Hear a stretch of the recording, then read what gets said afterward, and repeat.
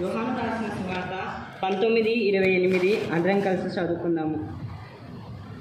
అటు తరువాత సమస్తమును అప్పటికి సమాప్తమైనదని యేసు ఎరిగి లేఖనములు నెరవేరినట్లు నేను దప్పికొనుచున్నాను. చెప్పబోయే మాట కోసం పరిశుద్ధాత్మక నడుపుదల కోసం మనం ప్రార్థించుకుందాము. మా ప్రభు, మా దేవ, మా తండ్రి ఘనమైన నామమును బట్టి నీ కొందనాలు స్తుతులు స్తోత్రాలు తెలియజేసుకునిచున్నాను. ప్రభు, గడిచిన గుడ్ ఫ్రైడే నుండి ఈ గుడ్ ఫ్రైడే వరకు మమ్మల్ని సజీవులు నిలబెట్టిన ప్రకారాన్ని బట్టిగా నీ కొందనాలయ్యా. దేవ, ఇప్పుడు 5వ మాట బోధిస్తున్నాగా ప్రభు, నువ్వే మా ద్వారా నుండి మాట్లాడమని నడిపించమని ప్రార్థిస్తున్నాము. దేవ తండ్రి, అర్హత యోగ్యత లేనప్పటికీ ఇక్కడ నిలబెట్టిన ప్రకారాన్ని బట్టిగా నీకే వందనాలు స్తుతులు స్తోత్రాలు తెలియజేసుకుంటూ నువ్వే నడుపుమని ప్రభు యేసు నామములో ప్రార్థించి అడివేడుకొంచున్నాము తండ్రి. ఆమె. దప్పిగొనుట, ఈ మాట ప్రభువైన యేసు కలువరి సిలువలో తాను ఉద్దేశించుకొని మాట్లాడుచున్నారు. నేను దప్పిగొన్నాను అని. ప్రభువైన యేసు ఆయన జీవితకాలంలో సమరయ్య స్త్రీ దగ్గర ఒక మాట అంటాడు, నేను ఇచ్చు నీరు తాగువాడు ఏమాత్రము దప్పిగొన్నాడు అని. గనక ఆ మాట చెప్పిన దేవుడు నేను దప్పిగొన్నానని చెప్పడం ఏంటి? ఈయన ఇజ్రాయేలు యొక్క నీటి బండ అయిన దేవుడు కదా, ఇజ్రాయేలు యొక్క దాహంని తీర్చిన దేవుడు కదా ఆ దినమున. కానీ ఈయన దప్పిగొనడం ఏంది? ఈయన సముద్రములకు సృష్టికర్త అయిన దేవుడు, ఈయన సర్వమునకు సృష్టించిన దేవుడు. కనుక ఈ దేవుడు చెప్పుచున్నాడు నేను దప్పిగొన్నానని. గనుక ఈయన ఈ దప్పిక ఎటువంటి దప్పిక అని అంటే ఇది శరీర సంబంధమైన దప్పిక. కనుక ఇది మాట ఏది సూచిస్తుందని అంటే జీసస్ ఫిజికల్ హ్యుమానిటీ. కనుక ఈయన డీహైడ్రేషన్ అనే ప్రాసెస్ని ఆయన పొందుకున్నాడు. కనుక ఈయన రాత్రి ప్రభువుని గెత్సేమనే టోటల్ అరెస్ట్ చేసి ఉదయం 9 గంటల నుండి మధ్యాహ్నం 3 గంటల వరకు ఆయన కలువరి సిలువలో వేలాడినాడు. కనుక ఆయన నేను చెప్పుచున్న మాట నేను దప్పిగొన్నానని. కనుక ఈయన శరీరధారిగా వచ్చిన దేవుడై ఉన్నాడు. కనుక ఈరోజు శరీరము కనుక మనం కూడా ఏ రీతిగా అయితే మనం కూడా దప్పి పొందుకుంటామో ఆయన కూడా ఆ రీతిగా దప్పిక పొందుకున్నాడు. మనం కూడా ఏ రీతిగా అయితే మనం కూడా టస్టీ అనేది మనం పొందుకుంటామో ఆయన కూడా ఆ రీతిగా పొందుకున్నాడు. కనుక 1 యోహాను రాసిన సువార్త 4:2-3.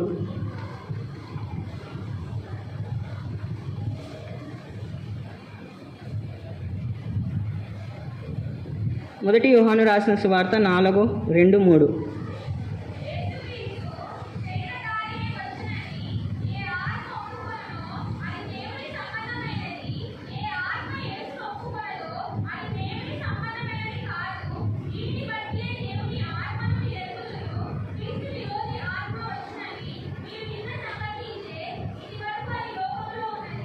ఆయన శరీరధారిగా వచ్చినట్టు దేవుడై ఉన్నాడు. ప్రభువైన యేసు 40 రోజుల అరణ్యంలో తిండి అయినాను నిద్ర అయినాను దప్పిక లేకుండా ఉన్నాడని మనము లెంట్ డేస్లో రిమెంబర్ చేసుకున్నాము కదా.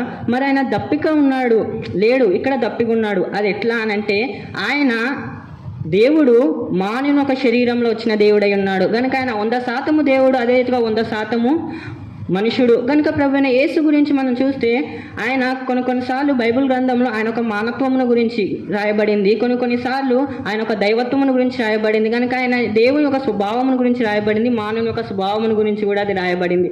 కనుక సువార్త ప్రారంభంలో ప్రభువైన యేసు యోహాను రాసిన సువార్త 4:7 సమరయ్య స్త్రీ ఒక చోట నీరు చేదుకొనుటకు అక్కడికి రాగా యేసు నాకు దాహమైనది అని ఆమెని అడిగాను. కనుక ఈ మాట ఆయన శరీరధారిగా వచ్చినట్టు దేవుడు కనుక ఇది శరీర సంబంధమైన దాహంని సూచిస్తుంది. కనుక ఆ రోజు కూడా ఆయన శరీర దప్పిక పొందుకొని ఉన్నాడు. కనుక ఈరోజు మనం నమ్ముచున్నామా ఆయన శరీరధారిగా వచ్చినాడు అని మనం గ్రహించుకొనిచున్నామా? ఈ వాక్యము కృపాసత్య సంపన్నుడై మన మధ్యలో నివసించాను. కనుక శరీరధారిగా మన మధ్యలో నివసించాను. కనుక ఈ హెబ్రీ గ్రంథకర్త ఏమంటున్నాడంటే ఈయన అబ్రహాము స్వభావంని ధరించుకొని వచ్చి ఉన్నాడు, కానీ ఈయన దేవదూత స్వభావంని ధరించుకొని రాలేదు. అబ్రహాము స్వభావము అని అనగా మానవుని యొక్క స్వభావము. మనుషుడు ఏ రీతిగా అయితే ఉన్నాడో ప్రభువైన యేసు జీవితం కూడా ఆ రీతిగానే ఉంది. మన జీవితంలో ఏ రీతిగా అయితే మనం నొప్పి, వేదన, బాధ అనేది పొందుకుంటామో ఆయన కూడా అదే రీతిగా నొప్పి పొందుకున్నాడు, వేదన పొందుకున్నాడు. అదే రీతిగా ఆయన దుఃఖంని కూడా పొందుకున్నట్టుగా మనకు కనబడుతుంది. మరి దేవునికి నీకు ఏంది difference? What is the difference between us and Jesus అని అంటే ఆయన పరిశుద్ధుడు, మనం అపరిశుద్ధులము. ఆయన పాపమునకు ఎన్నడూ తల వంచలేదు, మనం పాపమునకు తల వంచున్నాము. ఆయన పాపముని ద్వేషించినాడు కానీ పాపులను ద్వేషించలేదు. కనుక మనము పాపముని ప్రేమించినాం కానీ పాపులను ద్వేషిస్తున్నాము. ఈరోజు మనకి ఆయనకి తేడా అదే. కనుక ఇది మొదటిగా శరీర సంబంధమైన దాహము. ఈరోజు రెండవది, ఈరోజు నీ దప్పిక ఏంటి? ఈరోజు మానవునికి అనేక రకమైన దప్పికలు ఉన్నాయి, అనేక రకమైన ఆశలు ఉన్నాయి. కనుక ఈ రోజు నీ దప్పిక ఏంది? ఇది నీకు టెంపరీ అనగా భౌతికమైన దప్పిక అయితే ఏంది, ఆత్మ సంబంధమైన దప్పిక ఏంది? దేవుడు తీర్చగలిగే సమర్థుడై ఉన్నాడు. హాగరు నీటి ఊట కోసం ప్రార్థన చేసింది గనక దేవుడు హాగర్కి నీటి ఊటనిచ్చినాడు. గనక హాగర్ ఒక పేరు పెట్టింది, యెహోవా ఈరే, చూచుకొను దేవుడు. గనక నీ యొక్క దప్పిక, నీ యొక్క అవసరతము నేను ప్రార్థన రూపంలో ఆయనకు తెలియజేసి ఆయన వినుచున్నాడు. ఆయన తీర్చగలిగే సమర్థుడై ఉన్నాడు. అందుకే హాగర్కు కుమారుని పేరు ఇష్మాయేల్. ఇష్మాయేల్ అన్న మాటకు అర్థం వచ్చి మై గాడ్ హియర్స్, నా దేవుడు వింటాడు అని పెట్టింది పేరు. హన్నా దప్పిక కూడా చూస్తే కుమారుని కోసం ప్రార్థించింది. కనుక మొదటి సమూయేలు గ్రంథం చదివితే మనకి ఆమె ఒక డిప్రెషన్ అనేది కనబడుతుంది. ఆమె ఎంత నొప్పి పొందుకుందో, ఎంత వేదన పొందుకుందో, ఆమె మెంటలీ డిప్రెస్ అయిపోయింది హన్నా. కనుక ఆమె కుమారుని కోసం ప్రార్థన చేస్తుంది, కుమారుడు కావాలని. కనుక దేవుడు కుమారుని సమూయేల్ అనే పేరు పెట్టింది. సమూయేల్ అన్న మాటకు మై గాడ్ హ్యాస్ హియర్డ్, నా దేవుడు విన్నాడు. కనుక ఈరోజు నీ దప్పికను వినొచ్చిన దేవుడై ఉన్నాడు. ఈరోజు నీ దప్పిక ఏందో, నీ యొక్క ఆశ ఏందో ఆయన ఎరిగిన దేవుడై ఉన్నాడు. అది తీర్చగలిగే దేవుడు అయి ఉన్నాడు. తర్వాత ఆత్మ సంబంధమైన దప్పిక. ఆత్మ సంబంధమైన దప్పిక అని అంటే blessed are those who are hungry and thirsty for the righteous for they will be field.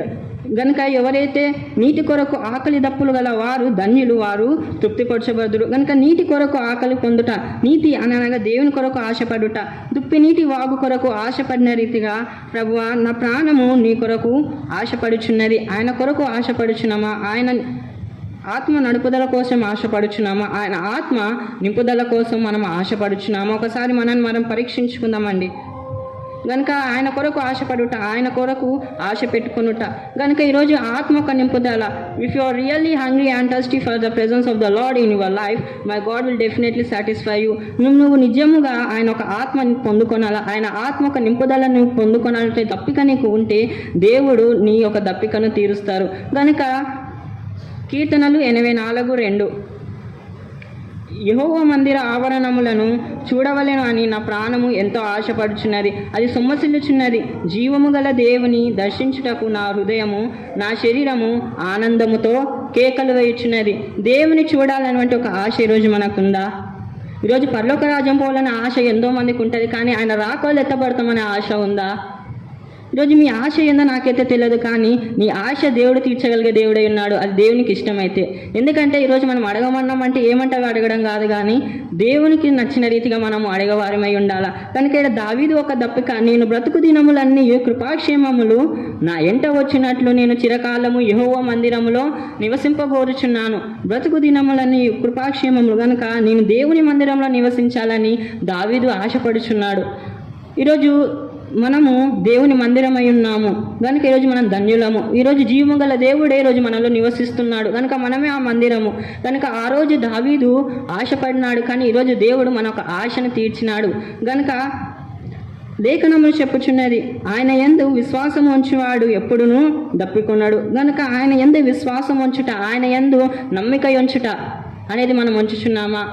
ఈరోజు మనం ఆయన యందు నమ్మిక ఉంచితే నీ దప్పిక ఏదైనా కూడా దేవుడు తీరుస్తాడు. కనుక దప్పికొనవారా నా యొద్దకు రండి, నీళ్లు తాగండి అని దేవుడు పిలుస్తున్నాడు. ఈరోజు నీ దప్పికతో నువ్వు దేవుడి యొద్దకు వెళ్తే నీ దేవుడు తీర్చగలిగే సమర్థుడై ఉన్నాడు. కనుక విశ్వాసము, నా యందు విశ్వాసం ఉంచువాడు ఎప్పుడునూ దప్పికొన్నాడు. మనకు తెలుసు, సంసోను గాడిద దౌడను ఎముకతో 1000 మంది ఫిలిష్తీయులను ఓడించిన తర్వాత సంసోను కలిగిన దాహము. కనుక దేవుడు అక్కడ ఆశ్చర్య రీతిగా ఒక నీటి ఊటను ఇస్తాడు. కనుక ఆ ఒక ఊటకు సంసోన్ ఏమని పేరు పెట్టంటే సజీవుడైన దేవుని ఊట. కనుక he is a God of wonders. నీ యొక్క దప్పిక ఏదైతే ఏంది అది తీర్చగలిగే దేవుడు ఆయన ఉన్నాడు. కనుక నీ యొక్క సర్కమ్స్టాన్సెస్ ఎట్టున్నాయంటే నా యొక్క దప్పిక తీరదేమో, నా యొక్క ఆశ, నా యొక్క కోరిక నెరవేరదేమో కాదు. కనుక మనం కూడా సంసోను మాదిరిగా మనం కూడా దేవునికి మొరపెట్టినప్పుడు, మన ప్రార్థన రూపంలో ఆయనకు తెలియజేసినప్పుడు నీ యొక్క దప్పికను తీర్చగలిగే దేవుడై ఉన్నాడు. కనుక అటువంటి ఒక దప్పిక ఇక్కడ చూస్తే అప్పటికి సమస్తమును సమాప్తం, అటు తర్వాత సమస్తము అప్పటికి సమాప్తమైనదని యేసు ఎరిగి లేఖనములు నెరవేరునట్లు నేను ద్రప్పికొనుచున్నాను. సమస్తము సమాప్తమైంది. ఏమి సమాప్తమైనది? నశించిన దానిని వెతికి రక్షించుటకు మనిషి కుమారుడు ఈ లోకమునకు వచ్చాను కనుక నశించిన దానికి రక్షణ ఇచ్చుటకు ఆయన వచ్చి ఉన్నాడు కనుక రక్షణ అనబడి ఒక కార్యము అది శిలువ పైన జరిగింది. ఇప్పుడు ఆయన దప్పిగా ఉన్నాడు. ఏం విషయమైన దప్పిక కనుక లేఖనముల విషయమైన దప్పిక కనుక ప్రభువైన యేసు గురించి అనేకకరమైన ప్రవచనములు పాత నిబంధనల గ్రంథంలో రాయబడినాయి. నేను ధర్మశాస్త్రము కొట్టువేయుటకు రాలేదు, కానీ నేను ధర్మశాస్త్రము నెరవేర్చుటకు వచ్చి ఉన్నాను కనుక ధర్మశాస్త్రము నెరవేర్చబడాలా. ధర్మశాస్త్రంలో తండ్రి ఏమైతే ఉద్దేశించి కుమారుని నిమిత్తం రాయించినాడో ఆ మాట ప్రభువైన యేసు దానిని జరిగించాలని వచ్చి ఉన్నాడు కనుక ఆయన ధర్మశాస్త్రం కొట్టివేయుటకు రాలే, కానీ ధర్మశాస్త్రం ఏమైతే రాయబడిందో దాన్ని నెరవేర్చాలని ఆయన వచ్చిన్నాడు కనుక ప్రభువైన యేసుని గురించి అనేక రకమైన ప్రవచనాలు రాయబడినాయి కనుక ఈ యొక్క 5వ మాట కూడా ఇది ఒక ప్రవచనకరమైన మాట. కీర్తనలు 69:21.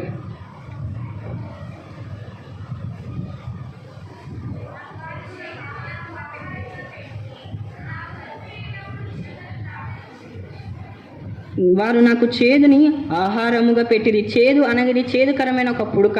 అదే రీతిగా కీర్తన 22:15 కీర్తనల గ్రంథము.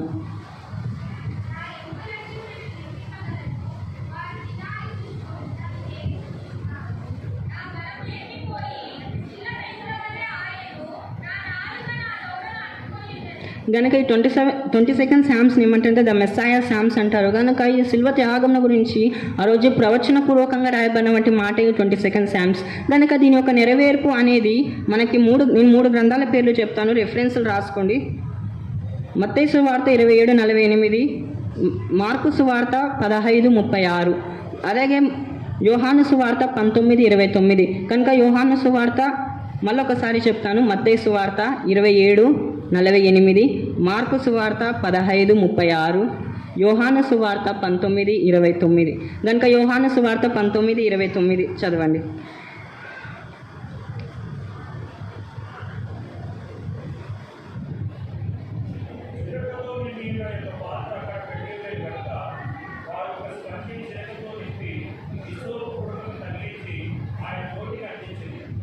గనక ఆయనకు ఒక స్పాంజ్ని అక్కడ పెట్టి హిస్సోపు పుడకకు తగిలించి ఆయన నోటికి దాన్ని అందించిరి. ప్రభువైన యేసు ఈ మాటను ఈ పుచ్చుకను తీసుకొని తర్వాత మాటలు కూడా ఆయన ప్రతిరీతిగా కనపడతాయి. కనుక ఈ యొక్క మాటలు ఏమి కనపడుతుంది అంటే Jesus determination to complete his task. కనుక ఆయన ఒక పట్టుదల అనేది కనపడుతుంది. కనుక తండ్రి పెట్టుకున్న నమ్మకము ఆయన ఒమ్ము చేయరాదు. కనుక తండ్రి ఏదైతే ఉద్దేశించి పంపించినాడో అది నెరవేర్చాలని ఆయన నెరవేర్చినాడు. ఆ 5వ మాట నేను దప్పికొన్నాను అని. గనుక భూమి ఆకాశము గతించిపోయినను నా మాట నా వాకు గతించదు అని చెప్పిన దేవుని మాట ఇప్పుడు నెరవేర్చబడింది. కనుక ఒకవేళ ఆయన ఈ మాట చెప్పకుంటే తండ్రి అబద్ధస్తుడైపోతాడు. తండ్రి ఒక మాటకు విలువ ఉండదు. వాగ్దానం చేసిన వాడు నమ్మదగిన వాడని మనము చెప్పలేము. కనుక ఫస్ట్ ఆఫరింగ్ ఆఫ్ వైన్ ప్రభువైన యేసునకు శిలువ త్యాగంకి వెళ్ళకుండా ముందుగా ఒక ద్రాక్షారసము ఆయనకి ఇస్తాడు. బోళముతో కలిపిన ద్రాక్షారసం ఆయనకి ఇస్తాడు. కానీ ప్రభువైన యేసు దాన్ని రిజెక్ట్ చేస్తాడు, వద్దు అని. ఎందుకనగా అది ఒక అనస్థీషియాగా అది వర్క్ చేస్తుంది. కనుక ఇది ఒక అనస్థీషియాగా వర్క్ చేసినప్పుడు ఆయన నొప్పి ఆయన వేదన అనేది తెలియదు ఆయనకి. కనుక తండ్రి యొక్క చిత్తం ఏంది? ఆయన నొప్పి పొందాలా, ఆయన వేదన పొందాలా, ఆయన శ్రమ పొందాలా, ఆ రీతిగా మరణించాలి. తండ్రి యొక్క చిత్తము. కనుక ఆయన తండ్రి యొక్క చిత్తమునకు ఆయన ఇక్కడ లోబడిన రీతిగా మనకు కనపడుతుంది. అలాగే హిస్సోపు పుడక. దావీదు ఒక మాట అంటాడు, హిప్పోసుతో నా పాపమును కడిగి నన్ను హిమము కంటే తెల్లగా చేయము. హిప్పోసు పాపమును కడగాలి. హిప్పోసునకు పాపమునకు ఇంతకీ ఏమి హిస్సోపుకు పాపమునకు ఇంతకీ ఏమి సంబంధము? దానికి దీనికి ఏమి సంబంధం అంటే గమనించండి. నిర్గమకాండము 12:22.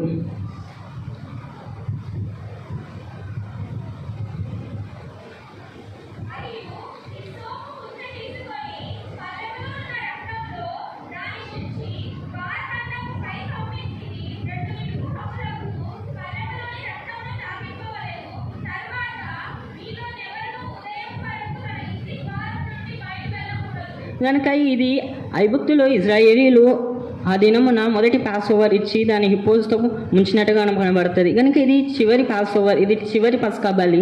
కనుక మొదటి పస్కా బలి ఎందుకు వాడినారంటే అది టెంపరీ డెత్, కనుక భౌతికమైన మరణమును గురించి వాళ్ళు వాడుకున్నారేమో, కానీ ఇది ఇటర్నల్ డెత్ నుండి కాపాడుతుంది, ఇది అనగా నరకం నుండి ఇది కాపాడుతుంది. అది మొదటి పాస్ ఓవర్, అది ఒక గొర్రెపిల్ల, కానీ ఇది దేవుని యొక్క గొర్రెపిల్ల. ఇదిగో అందుకే యోహాను గ్రంథకర్త అంటున్నాడు, ఇదిగో లోక పాపం మోసుకపోవు దేవుని గొర్రెపిల్ల. కనుక ఆయన దేవుని గొర్రెపిల్లగా వచ్చిన వ్యక్తి అయి ఉన్నాడు. కనుక ఆయన ఆ రీతిగా మరణించిన దేవుడై ఉన్నాడు. కనుక అది first pass over, this one is an last pass over, but ఆయన ఇటర్నల్ పాస్ ఓవర్. ఇది నిత్యమైన పస్కా బలి, నిత్యముండే బలి.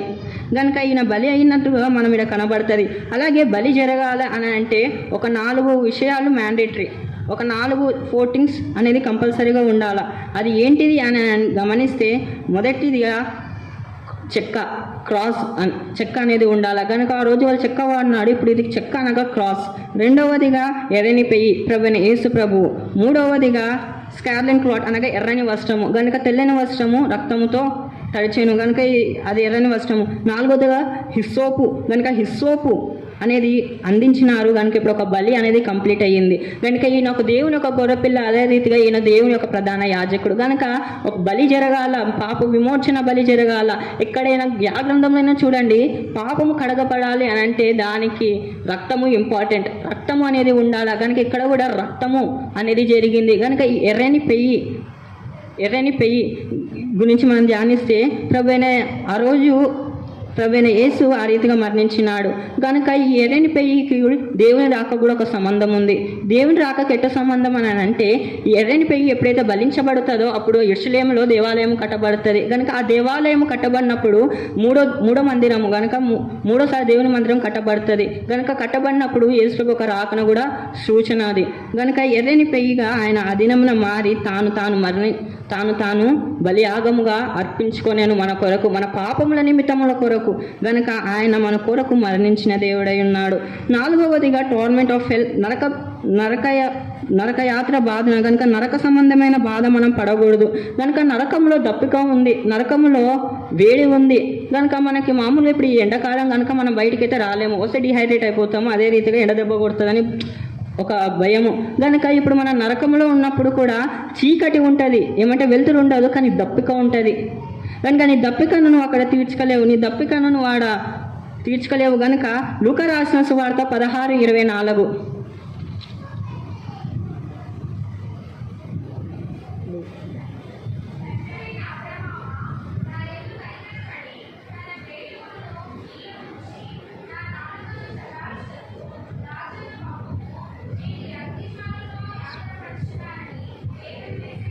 గనక ఈడ లాజరు ధనవంతుడు, అబ్రహాము కనబడతాడు. లాజర్ జీవితం మనం ఒకసారి ధ్యానించుకుంటే లాజరు పేదవాడు, కానీ ఈ ధనవంతుడు కరుణ లేని వ్యక్తిగా మనకు కనబడతాయి. కనుక లాజరు ధనవంతుని యొక్క ఫుడ్ టేబుల్ నుండి ఫుడ్ పార్టికల్స్ కింద పడేటప్పుడు దాన్ని తీసుకుని తిన్న వ్యక్తి ఆ లాజరు.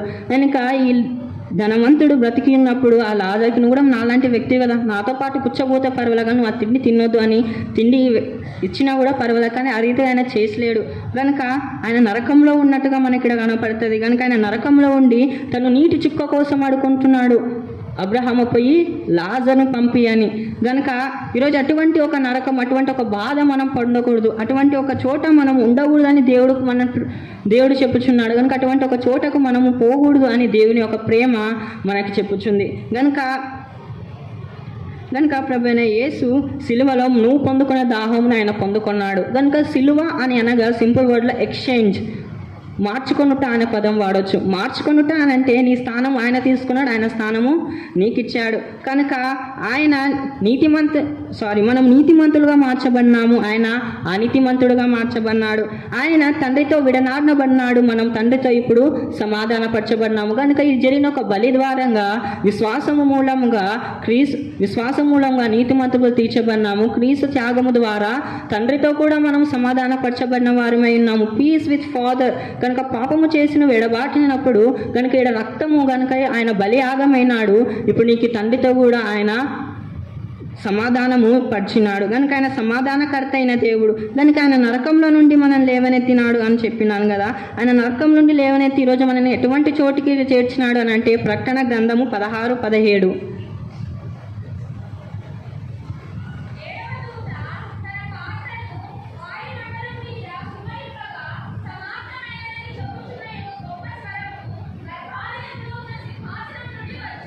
ప్రకటన గ్రంథం 7, 16, 17.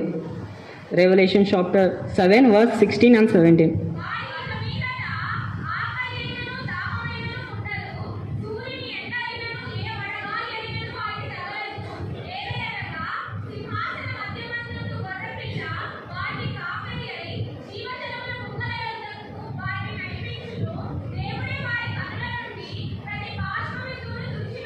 కనుక ఆకలి దప్పులు లేని వంటి రాజ్యంలోకి దేవుడు మనం చేర్చినాడు. బాధ లేని వంటి రాజ్యంలోకి రోజు దేవుడు మనం చేర్చినాడు.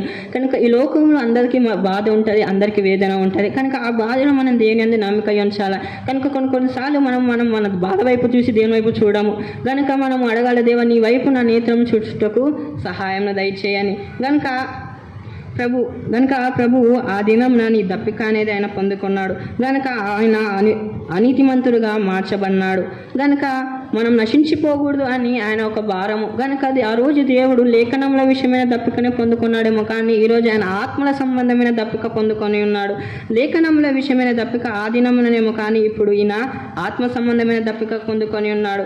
గనక ఆత్మ సంబంధమైన దప్పిక అని అంటే ఎటువంటి ఆత్మ? నశించే ఆత్మల పట్ల ఆయనకున్నటువంటి ఒక దప్పిక.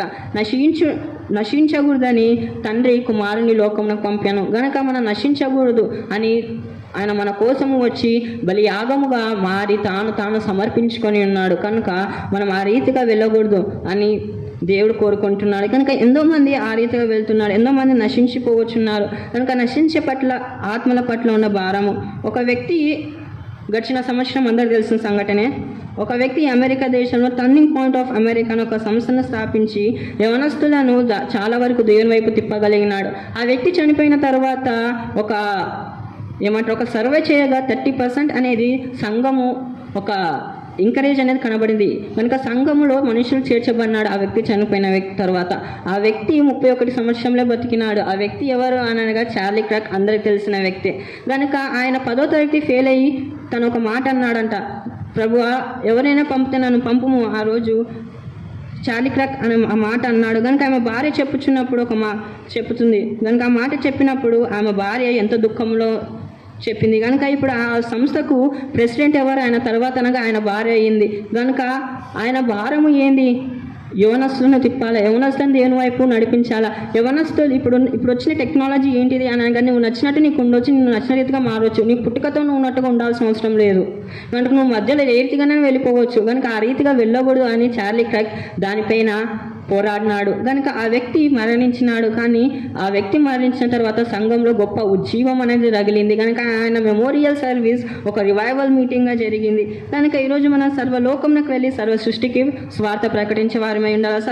సర్వ సృష్టి స్వార్థ అనగా శుభవార్త. కనుక ప్రభు వచ్చినాడు, పాపులైన నీ కోసం ఆయన మరణించినాడు. కనుక ఆయన పస్కా బలిగా మార్చబడినాడు. ఆయన పస్కా బలిగా మార్చి నీ కోసం కల్వరి సిలువలో మరణించినాడు. కనుక God given the greatest commission, that one is Matthew chapter 28 verse 19 to 20. మత్తయి సువార్త 28, 19, 20. మత్తయి సువార్త 28, 19, 20.